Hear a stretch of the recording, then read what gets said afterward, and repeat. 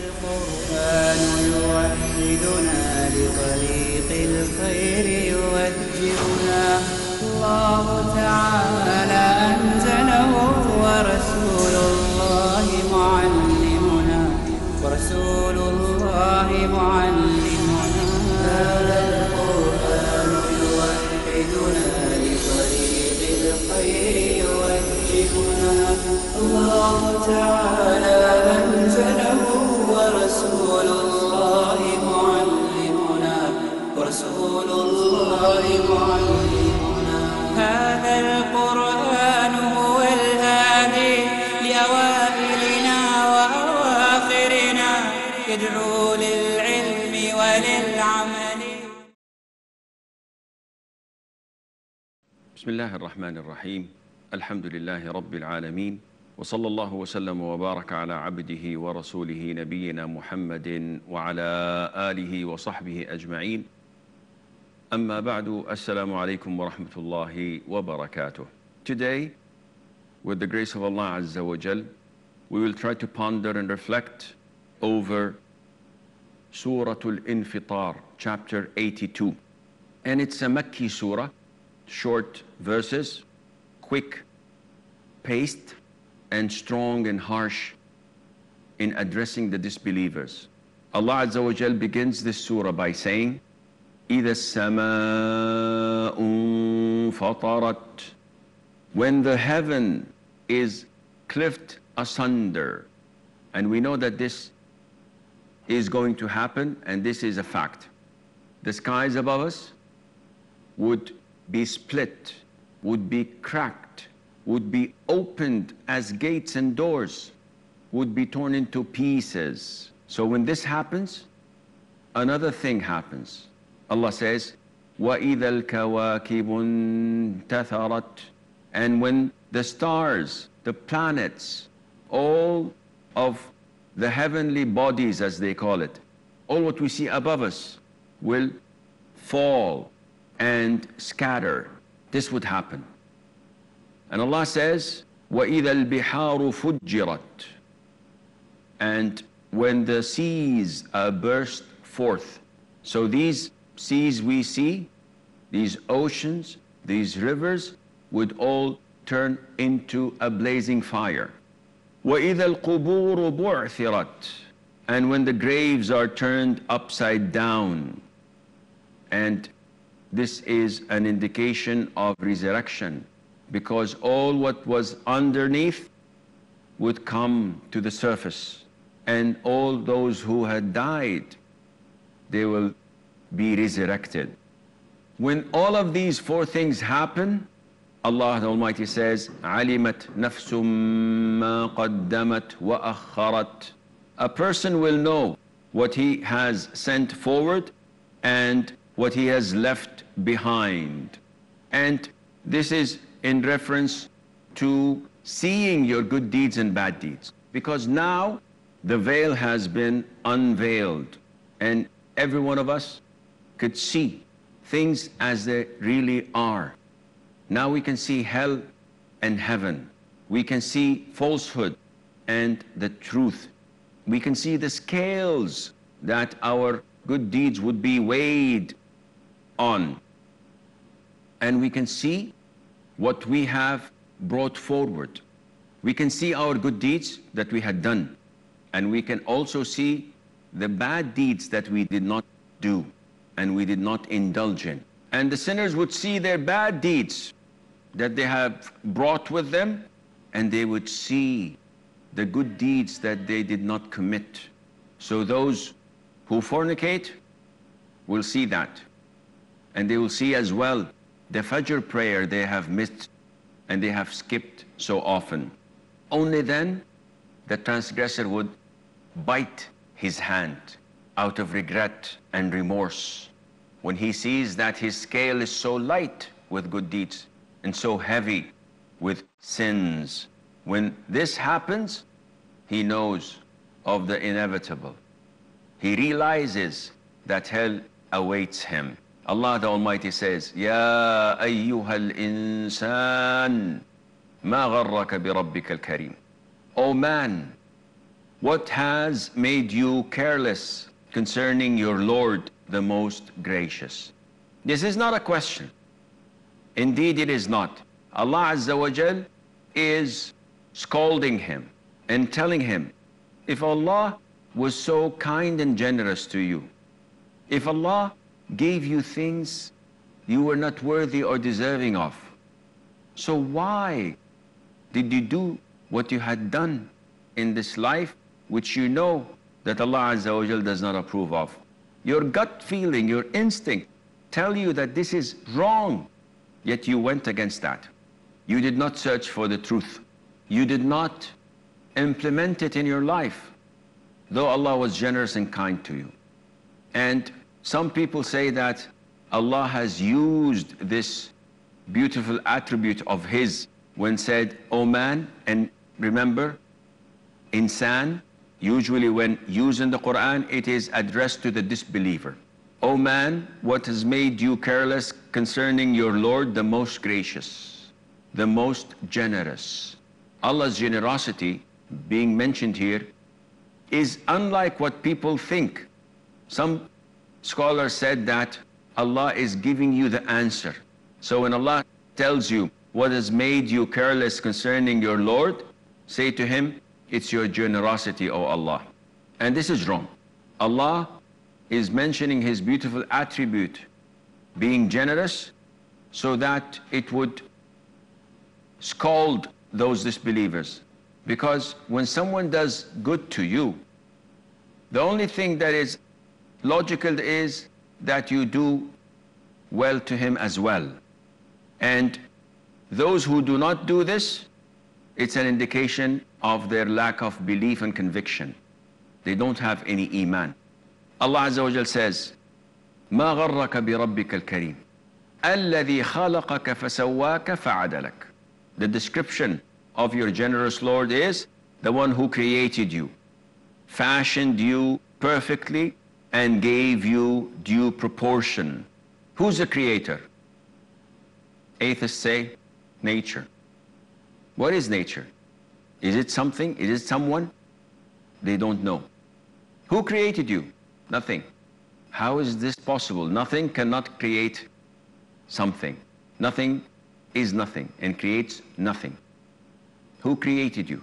Allah Azza wa Jal asked two questions to tell you and to show you. أَمْ خُلِقُوا مِنْ غَيْرِ شَيْءٍ أَمْ هُمُ الْخَالِقُونَ. This is in Surah At-Tur. Have they been created by nothing, or they created themselves?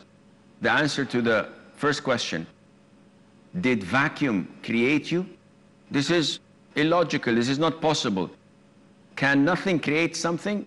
Is it possible that I'm sitting here and all of a sudden I find a vase being created out of nothing? So this is not logical, not possible at all. The second question, or have you created yourselves? So yes, I'll create myself. I'll put an extra finger here, or an extra eye, or I will make a baby, for example, and make him grow. Is it me? Are we the one who created ourselves? And the answer is no. The logical answer would be, it is Allah who created us. So Allah Azza wa Jal says, why do you treat your Lord, the most generous, who had created you and who had fashioned you, made you like this in the perfect proportion? Allah the Almighty says, في أي صورة ما شاء ركبك. In any form, whatever form He willed, He put you together. And you should be grateful that Allah made you a human being. He could have made you look like a donkey, like a dog, like any animal, but Allah Azza wa Jal perfected you and made you look the way you look. And that is why you should be grateful. You should be thankful for Allah the Almighty, who had made you who you are. And that is why Allah says in the Qur'an afterwards, كَلَّا بَلْ تُكَذِّبُونَ بِالدِّينِ. Nay, but you deny the recompense. You deny that there will be a day of judgment, which shows your ungratefulness. which shows your lack of gratitude to the blessings and favors of Allah the Almighty, who had given you all of this. And you think that Allah would leave you to live your life to the fullest, as they say, enjoy everything you see, be born, brought up to be the person you are, grow old, and then die, and that is it? No accountability, no recompense, no reckoning? Well, this is not the case here. Allah says, the Almighty, وَإِنَّ عَلَيْكُمْ لَحَافِظِينَ. But verily over you are appointed angels in charge of mankind to watch you. Allah tells us that there are individuals, if you may say, their tasks and jobs is to hold you accountable by registering everything you do. Their description is kiraman katibin. They are honorable, they're scribes, they write down your deeds. They don't interfere. They don't write what they think. They only write what they see and hear. So whatever you do, whatever you say, whatever action you make, this is their job. They know what you do because Allah Azza wa Jal has given them powers to know and to be with you wherever you are. We have a short break. Stay tuned, and inshallah we'll be right back.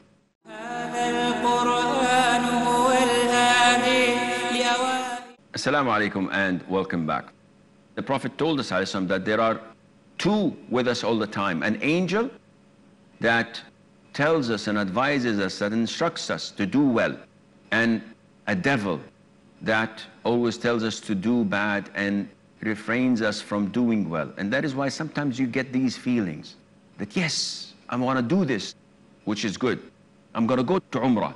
I'm going to register. I'm going to give to charity. I'm going to pray night prayer. And you find a strong feeling for doing this. And if Allah wills it, you do that. And sometimes you find these bad whispers of shaitan putting you down, telling you, what is it worth? Is there a day of judgment? Live your life to the fullest.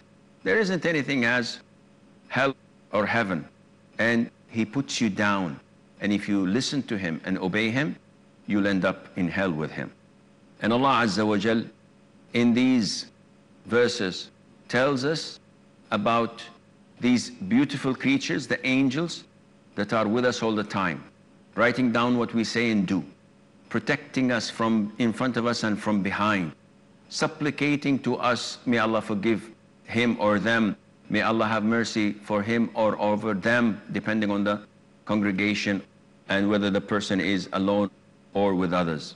And from these beautiful verses, we know that there are a chain of events that will take place before the Day of Judgment.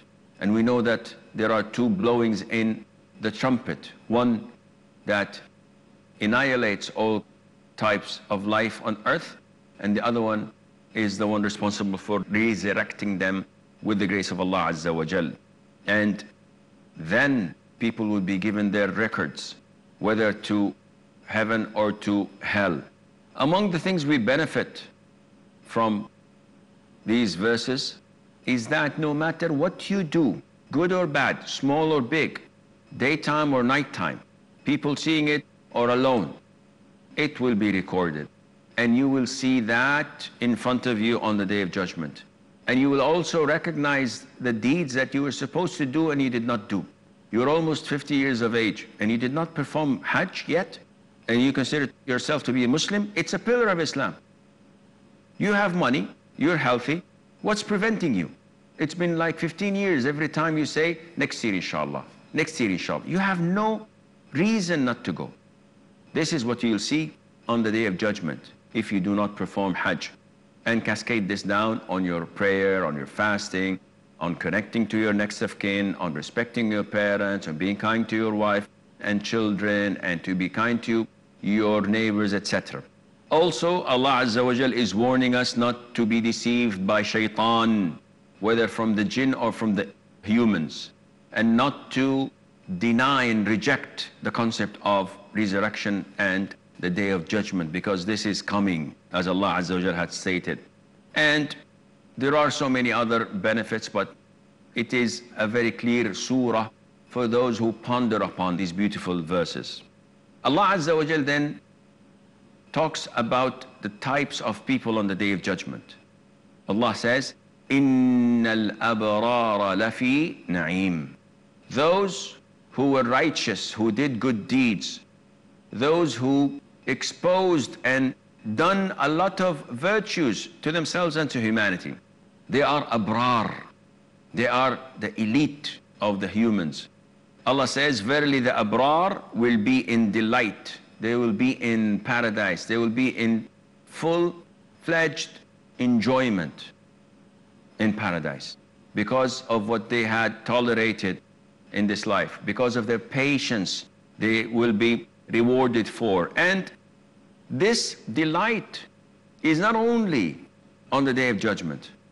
Those who are righteous, those who are practicing Islam, truly, they will find the smell of this delight, the taste of this delight, the feel of this delight in this life. And that is why those who practice Islam, those who pray night prayers and fast voluntary days, those who give charity, do not lie, do not cheat, always smiling, always truthful, they live the happiest life, even if they're broke and do not have a single penny in their pocket, because they are content. And part of their commitment to Islam is Allah's giving them content in their heart. No matter what calamities they go through, they're always happy and content. This is part of the delight that awaits for them in paradise. And Allah says, وَإِنَّ الْفُجَّارَ لَفِي جَحِيمٍ. Those who are fujjar, those who are wicked, disbelievers, sinners, evildoers, they will all be in the blazing hell because of what they had done, because of the sins they had performed and committed, because of their obligations that they did not fulfill and failed in giving these rights to its awful owners. What will happen to them? They will be in the blazing fire of hell. And this is their adobe. But we know that their graves would be also in the same punishment or even more. And Allah Azza wa Jal told us that this punishment or this blazing fire is on the day of judgment. Allah says, يَصْلَوْنَهَا يَوْمَ الدِّينِ, which translates to in which they will enter and taste its burning flame on the day of recompense. And this is when they would fully enter hell. وَمَا هُمْ عَنْهَا بِغَائِبِينَ, that they will not be absent therefrom.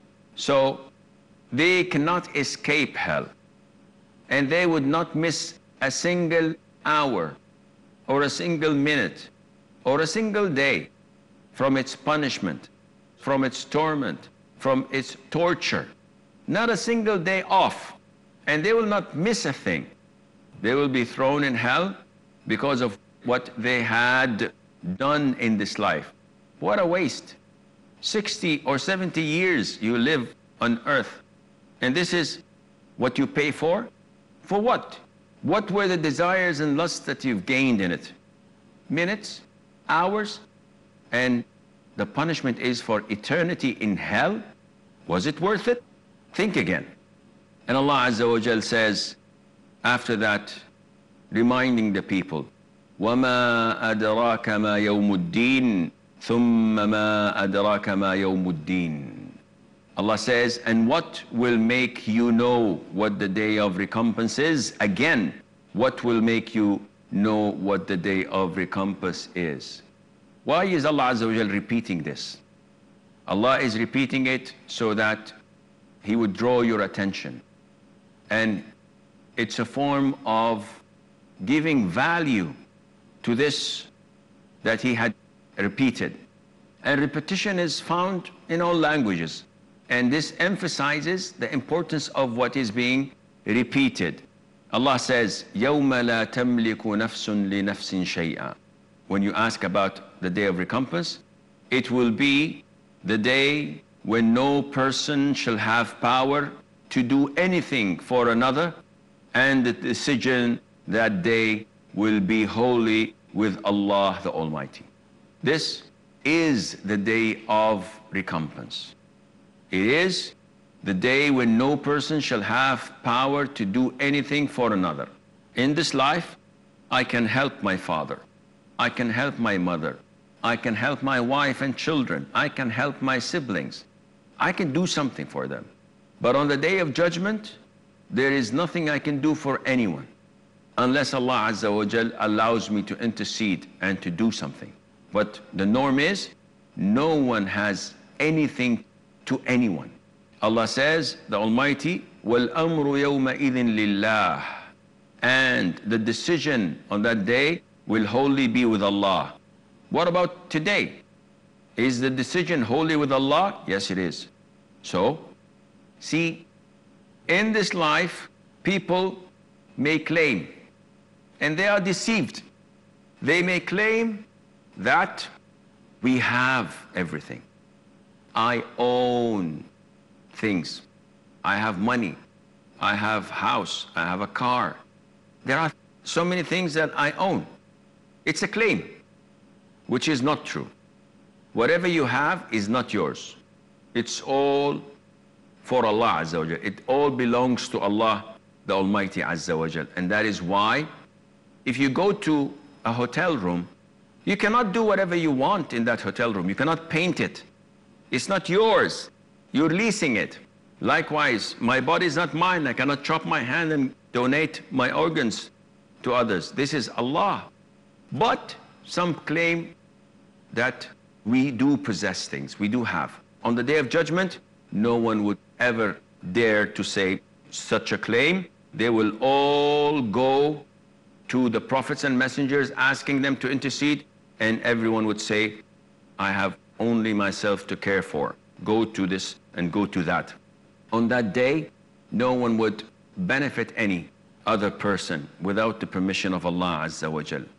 And some of the benefits we can learn from these ayat, that Allah Azza wa Jal would divide the people into two, either a truthful and honest with the righteous, or a liar and a disbeliever in hell. In this beautiful number of verses, Allah Azza wa Jal is showing us the greatness of this day, the day of judgment, which is unlike any other day. And finally, Allah Azza wa Jal is telling us and showing us that if we are able in this life to get the help of others, to get the assistance of others, on the Day of Judgment, no one will intercede, no one would help you, no one would give you a hand, not even a single good deed, except when Allah Azza wa Jal allows the Prophet ﷺ to intercede. Otherwise, no one can speak and no one can intercede. Therefore, we have to do our level best in doing good deeds, fearing that Allah may not accept them, hoping that Allah would accept them, and loving Allah Azza wa Jal. And by this, we, with the grace of Allah, may attain paradise. With this, we come to the conclusion of this episode. Until we meet next time, fi amanillah. Assalamu alaikum wa rahmatullahi wa barakatuh.